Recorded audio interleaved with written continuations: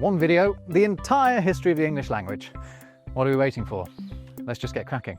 Let's begin with what's best described as English's pre-history, which does not take place in England, but most likely all the way over here on the banks of the Black Sea, where a collection of late Stone Age clans and tribes are speaking a language that would one day eventually spawn our own. Their Proto-Indo-European language is the ancestor English shares with languages as geographically far apart as India and Iceland, and as diverse as Latin, Russian, Persian and Sanskrit. It's in this ancient mother language, theorised by linguists, the words we still have now appear in their earliest forms. Words like mother and brother, sun and star, terms that speak to universal human concepts. Oh, and speaking of stars, the little asterisk at the start of each of these tells you that they've never actually been seen written down. Why? Because they never were. This was a culture that didn't write. These are just what linguists have worked out the terms were likely to be by working their way backwards from later languages. Another of them from Proto-Indo-European is the root gemb, which to the Proto-Indo-Europeans meant something like tooth, but survives in English to this day as the word comb. Do you see the link? Anyway, these Proto-Indo-Europeans slowly dispersed, taking their language with them, and the ones that we want to follow are the ones who headed west into what's now Northern Europe. As they did so, their way of speaking their language changed and became distinct, evolving into what we nowadays call Proto-Germanic, another ancient ancestor of English. And in Proto-Germanic, words that had been previously pronounced with a p sound started to be pronounced with a f sound, meaning that this became this, an early form of our word father. K sounds also turned into h sounds, meaning that this became this, an early form of our word head. And these early Germanic tribes were also linguistic innovators, borrowing words from other groups or just inventing them from scratch. From them, we get our words blood and bone, ground and gate, soul and sea. Again, earthy, universal concepts. And as their culture spread, their language divided up further still into what linguists describe as three groups: North Germanic, which would produce the Scandinavian languages, East Germanic, which spawned the extinct Gothic, and West Germanic, which would soon birth English.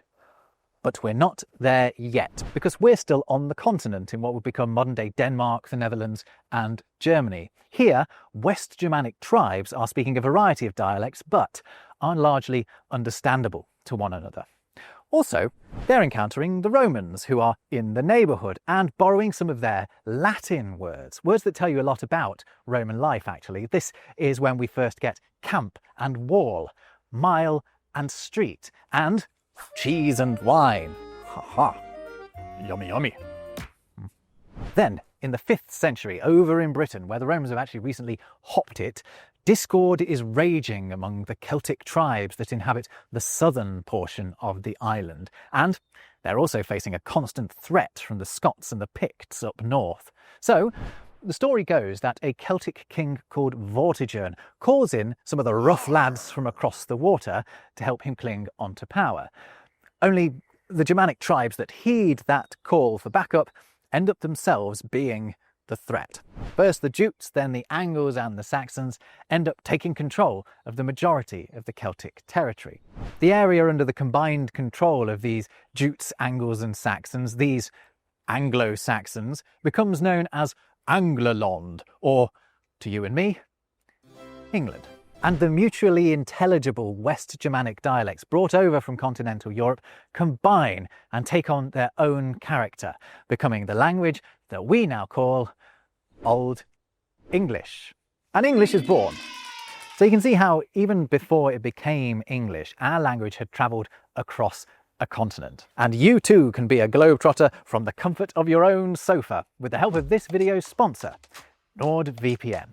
NordVPN enables you to change your online location, meaning you can surf the net like you're abroad and, for example, watch streaming content that's only available elsewhere. But for me, the biggest benefit of NordVPN is online security. Not only does disguising your location make you harder to track, but it can also keep you safe when using unsecured Wi-Fi networks, like I sometimes do when I work in a cafe. On top of that, its Threat Protection Pro feature will scan any files you download for malware, direct you away from websites known for scamming people, and block irritating or harmful pop-ups. Plus, its dark web monitor will regularly check the murkiest parts of the internet to see if anyone is trying to sell your data. I have NordVPN switched on all the time, and I can protect my entire family with it because you can have it on up to 10 devices. If you want to do the same, use my special link in the description or go to nordvpn.com/robwordsvpn to get an exclusive deal with 4 extra months for free. There's also a 30-day money-back guarantee, so it really is risk-free to give it a go. Go to nordvpn.com/robwordsvpn. Now, Old English is a beautiful language, but to the modern English speaker, it's just gibberish. Not only because, to start with, it's written in runes, actually, this is one of the Old English runes, but also because around 85% of the vocab from Old English is no longer in use today. Oh, and Old English's grammar? Oh boy, is it different. It has a complicated system of word endings based around 4 grammatical cases. Don't worry if that means absolutely nothing to you. It shouldn't. And it also has 3 grammatical genders: masculine, feminine, and neuter. Oh, and you know how we have singular and plural pronouns? Well, Old English had a 3rd type, dual pronouns, that you use when referring to 2 people. But although Old English is incomprehensible to the modern reader, and it really is, even after the Anglo-Saxons converted to Christianity and adopted the Roman alphabet, we are using Old English in every sentence that we utter. The words I am saying now all come from Old English. What's more, Old English has or develops sounds that still make English distinct from its modern-day Germanic siblings. Sounds like the th and th sounds in that and three, or the j sound in edge and bridge. And also, a lot of our weird plurals are direct holdovers from Old English grammar. We have feet and mice instead of foots and mouses as a result of the weird way the Anglo-Saxons changed vowel sounds in some plurals. Oxen is the last vestige of the Old English N plurals, and wolf becomes wolves in the plural because of the way the Anglo-Saxons would pronounce an F like a V sometimes, depending on the sounds that were around it. Their word 47, for example, is spelt with an F, but it's pronounced Sjorvan. And there's a very day-to-day way in which we evoke Old English all the time, and that is with our names for the days of the week. The Anglo-Saxons' pre-Christian gods appear in Tuesday, Wednesday, Thursday, and Friday.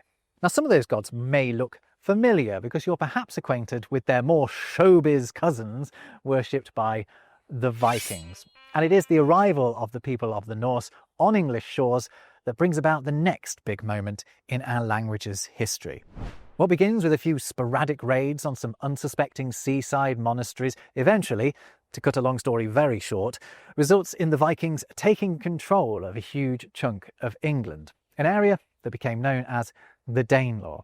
And in this area, the North Germanic language of the Vikings, Old Norse, came into conflict with the West Germanic language of the Anglo-Saxons, Old English. I use the word conflict advisedly there because it is at this time that a lot of violent Viking vocab enters English. Words like ransack, slaughter, knife, and of course berserk. But such terrible terms by no means tell the whole story, because the Old Norse words that enter English also speak to the mundanity of everyday life in mixed Anglo-Saxon Danish households. The Norsemen also gave us such essential elements of our language as the verb to take, our pronouns they, them and their, and a word as basic as are, meaning take them as they are, is almost entirely Scandinavian. Old Norse and Old English were perhaps similar enough that speakers of one could understand speakers of the other, but the differences between them may have caused them to influence one another too. Rubbing up against Old Norse may have been what finally finished off English grammatical gender, but no one's really sure about that one. It's a mystery. Anyway, it's the arrival of another bunch of Norsemen that would trigger the next and perhaps single biggest event in the history of our language. In 1066, the Normans turn up and seize the English throne from the Anglo-Saxons. William the Conqueror becomes king, and Norman French becomes the language of England's elite. Now, I call the Normans Norsemen because that is what they were. They were Vikings who settled in northern France and learned the lingo. And once their leader Willie had got his hands on the levers of English power, he had no intention of letting go of them.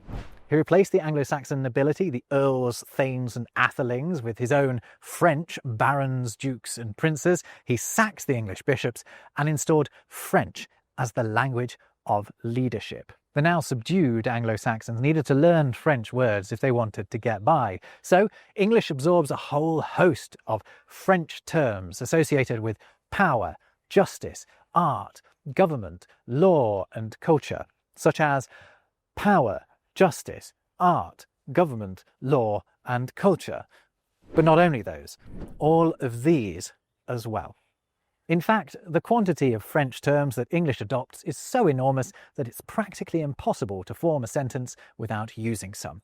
I'm serious. The changes wrought on English by the arrival of the French are so profound, that's another French word, that we call the before and the after by different names.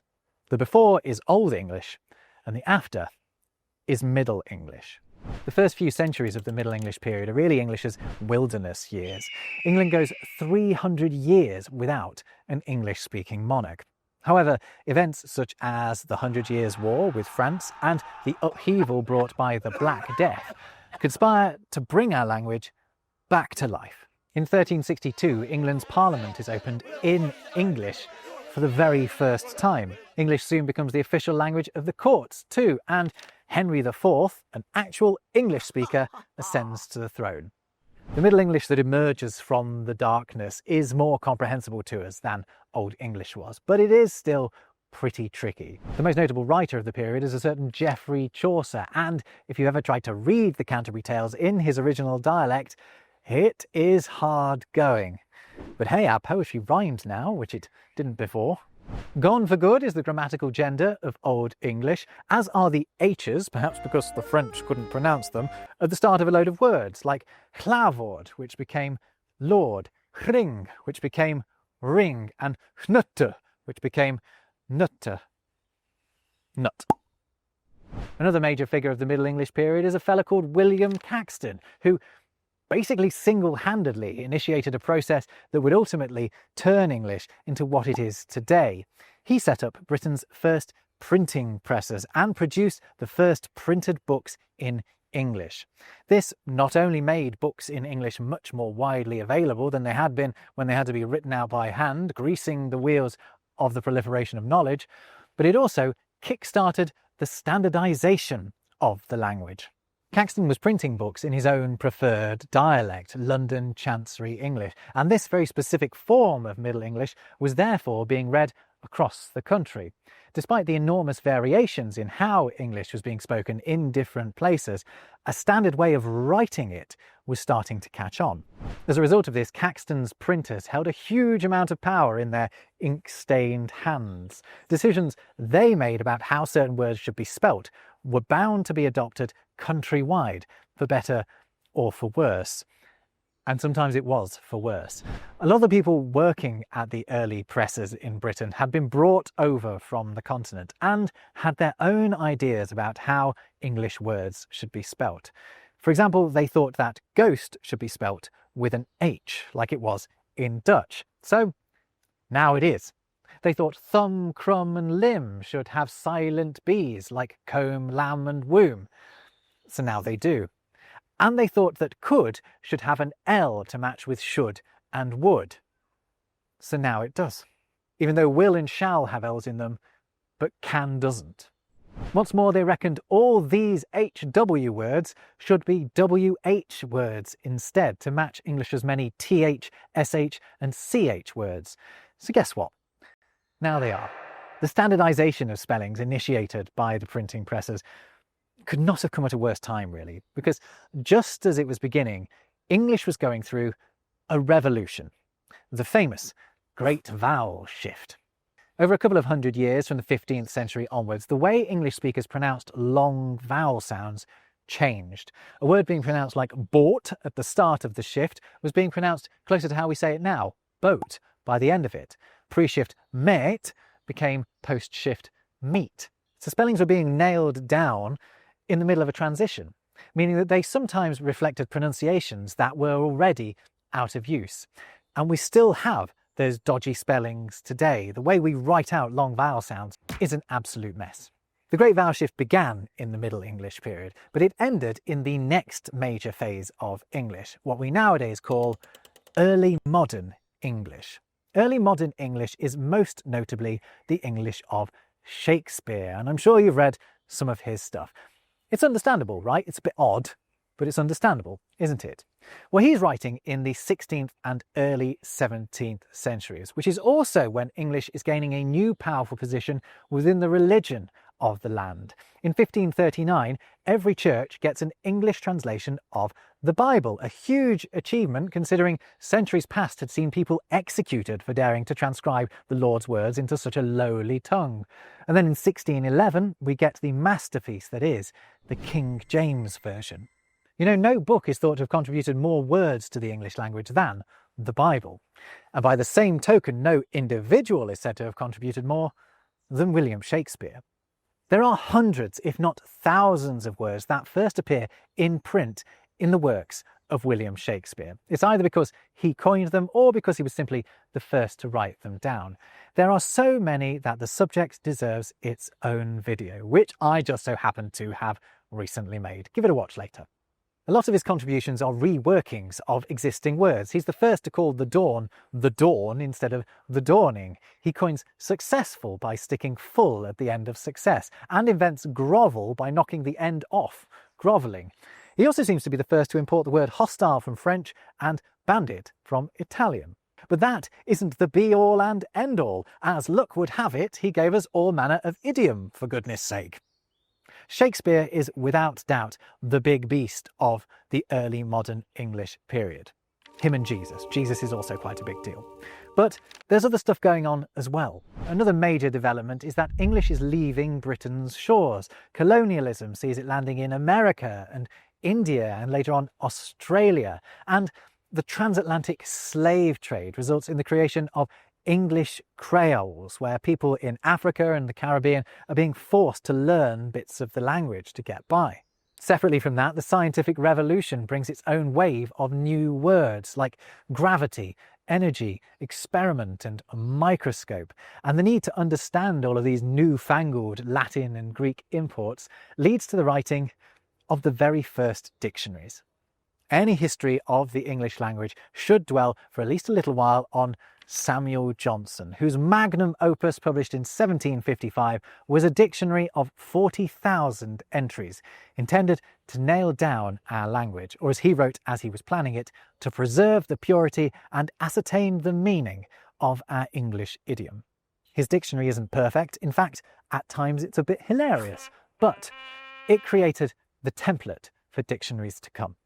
So what did early modern English sound like? Well, I'm going to dub it English's lazy period because it's the time when we start dropping a lot of sounds. It's when the K and G stop being pronounced at the start of words like knight and gnome. We stop pronouncing the T's in words like castle and hasten, and the L's in folk and palm disappear for a lot of people. Some accents did keep them and others have since reinstated them, inspired by the spellings.